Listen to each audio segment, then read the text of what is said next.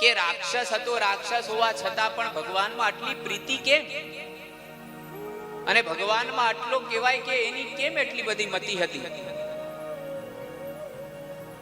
તો કહે છે કે હે રાજન, વૃત્રાસુરના ગયા જન્મની વાર્તા સાંભળો. એ ચિત્રકેતુ નામના રાજા હતા. ઘણી બધી રાણીઓ હતી પણ કોઈ સંતાન નહોતું.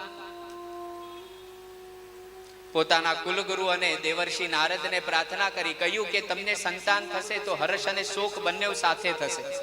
આવી માંગ ના કરો. ના, મારે પુત્ર જોવે જ છે. એક રાણીને ત્યાં સંતાન થયું. બીજી બધી રાણીઓને ઈર્ષા થઈ. એ નાના દીકરાને બીજી બધી રાણીઓએ મારી નાખ્યો. હર્ષ થયો હતો કે સંતાન થયો, અને ફરીથી શોક પણ થયો કે બાળક થયો, અને આ લોકોએ મારા જ પત્નીઓએ એને મારી નાખ્યો.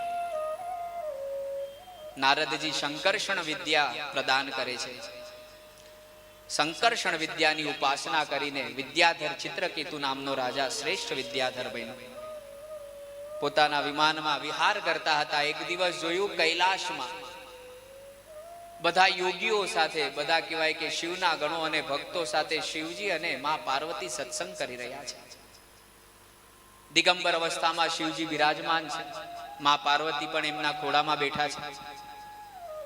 અહીં ચિત્રકેતુ નામનો રાજા અવિવેક કરે છે. જો તો ખરા બધાની વચ્ચે કયા રીતે આ લોકો બેઠા છે. શિવજીનો અવિવેક રૂપી અહીંયા અપમાન થાય છે.